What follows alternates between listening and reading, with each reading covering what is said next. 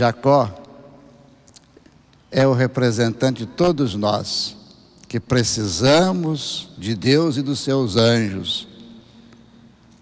E a escada, depois mais tarde nós vamos descobrir, a escada é uma pessoa, é Jesus Cristo. Jesus é que nos une o céu à terra, é por Jesus que vem as mensagens de Deus, é que vem os anjos, e nós podemos então comunicar-nos com Deus, Pai, Santíssima Trindade, Pai, Filho e Espírito Santo. Podemos comunicar com Deus através de uma pessoa que nós podemos ver, é Jesus. Ele é que é essa comunicação perfeita de Deus com a humanidade.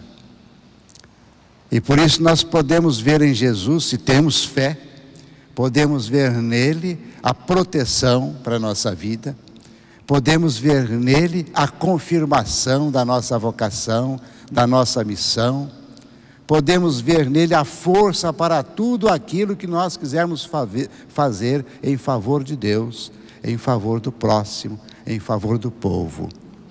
Jesus é esse que confirma. E por isso nós encontramos agora no Evangelho esses dois fatos, dois milagres que Jesus faz, que de fato são momentos maravilhosos, que mostram esta ligação do céu com a terra. Aproximou-se de Jesus um homem importante, um chefe, para pedir uma coisa que humanamente parecia impossível. A filha dele já tinha morrido. E ele disse: Senhor, venha à minha casa, a minha filha acabou de morrer, mas se o Senhor impuser as mãos sobre ela, ela viverá. Veja que fé profunda no coração daquele homem. E Jesus, percebendo esta fé, se dirige à casa do homem. Mas no meio do caminho ele encontra uma outra pessoa que está sofrendo muito, mas uma pessoa que está sofrendo com uma doença e tem vergonha até de chegar-se diante de Jesus. Ela vem por trás e toca nas franjas da roupa de Jesus. E pensava consigo mesmo: este homem é tão santo, que se eu apenas tocar na sua roupa, eu ficarei curada da minha doença. Outro evangelista diz que aquela mulher tinha 12 anos de hemorragia e que já tinha procurado muitos médicos e não tinha conseguido nada. Mas ela teve aquela fé profunda em Jesus: se eu ao menos tocar na sua veste, eu poderei ficar curada. E de fato ficou curada. Jesus pergunta até: quem é que me tocou? Não nesse texto de hoje, mas de outro evangelista. Por quê? Porque dele saiu uma força. Que força é essa? É o amor de Deus, é a proteção de Deus, é a graça de Deus que resolve até as coisas que parecem impossíveis. Para Deus nada é impossível, diz o anjo Gabriel a Nossa Senhora, quando anunciou que o Filho de Deus viria à terra e se encarnaria no seu seio. Para Deus nada é impossível.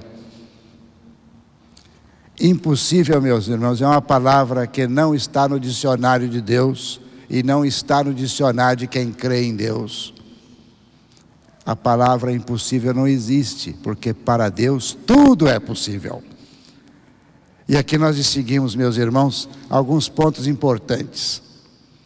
Voltemos lá à cena de Jacó. Jacó, quando acordou daquele sono, teve uma impressão: esse lugar aqui é um lugar muito especial. Ele disse: esse lugar é terrível, isso aqui deve ser a casa de Deus.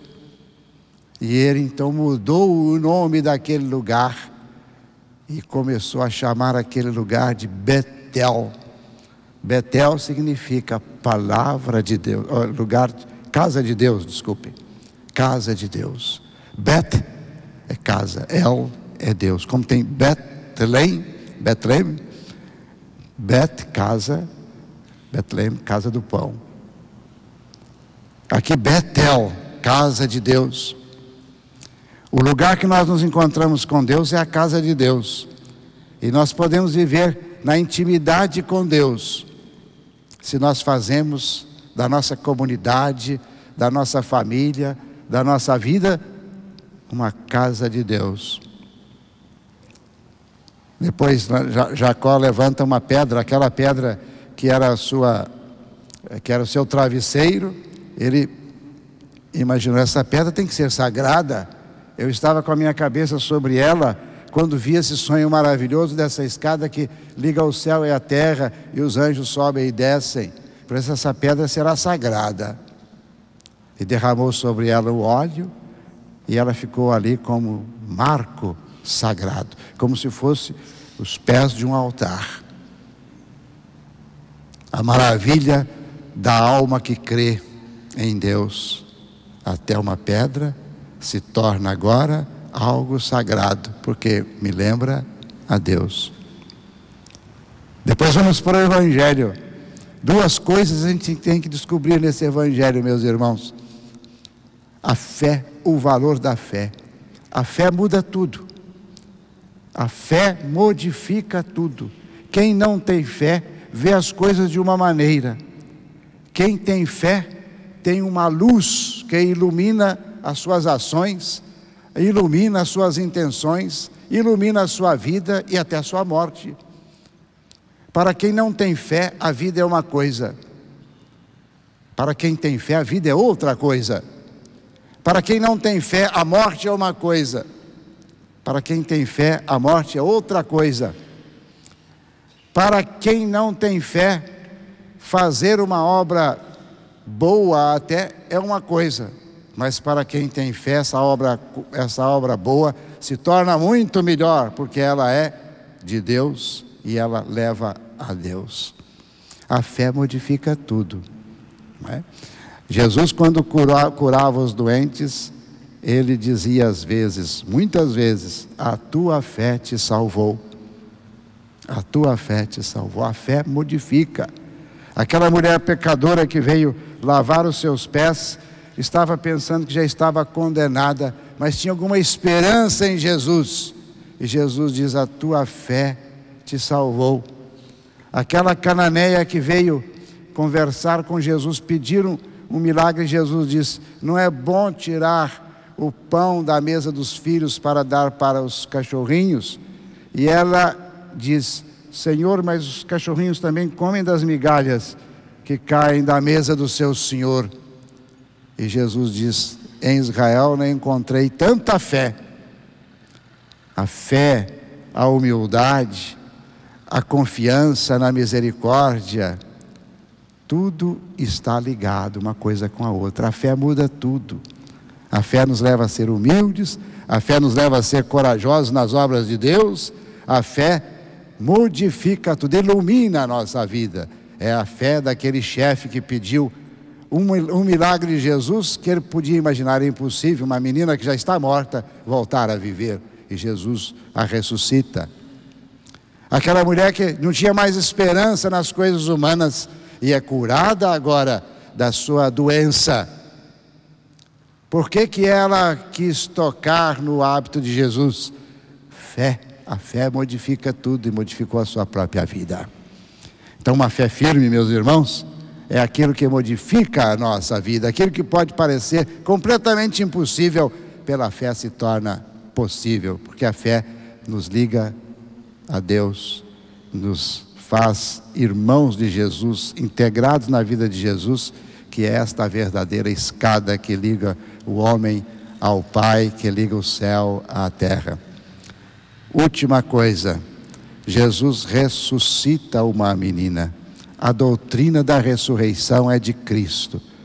Jesus nos ensina que nós não fomos feitos para morrer, mas fomos feitos para viver, assim como vivemos aqui na terra, procurando a casa de Deus, a Betel. Um dia vamos ressuscitar e morar para sempre na casa de Deus, na Betel eterna, pela ressurreição. São Clemente Romano, um dos primeiros papas da igreja, sucessores de São Pedro, e pelo ano 100 mais ou menos, São Clemente Romano dizia: Deus toda hora está mostrando para nós o que é ressurreição, nos dá muitos exemplos de ressurreição. Por exemplo, o dia e a noite. Acaba o dia, vem a noite. Acaba a noite, vem o dia. Comparando a nossa vida aqui com o dia, a morte com a noite e o dia outra vez da eternidade. De São Clemente, uma semente você joga na terra, ela morre e desaparece, mas daquela semente nasce uma árvore e produz milhares de outras sementes, milhares de frutos na sequência daquela planta que a gente vê nascer de uma sementinha. Se lá na semente tem vida, que gera vida, muito mais nós temos vida que vem de Deus, e esta vida se transformará numa vida muito melhor do que nós imaginamos, que é a vida eterna. Para isso é preciso ter fé. A nossa fé nos garante esta vida eterna, nos alivia diante do sofrimento, dos problemas aqui da terra. Ela nos alivia. Por quê? Porque nos dá a certeza que nós não estamos vivendo à toa, que nós não estamos vivendo aqui para morrer. Nos dá a certeza que vale a pena fazer o bem, espalhar a paz, a caridade, a fraternidade, o amor. Vale a pena a gente lutar para isso. Porque aqueles que lutam sem fé, lutam e aí pode até usar a violência, usar qualquer coisa, porque ela não tem uma razão propriamente para fazer aquele bem. Quer fazer até o bem, mas às vezes não consegue fazê-lo da forma perfeita. Por quê? Porque para ela não tem importância, eu vou morrer, todo mundo vai morrer e não vai mais viver. Mas nós não. Nós sabemos que fazemos o bem e que um dia vamos encontrar o supremo bem, que é a casa de Deus, a eternidade feliz.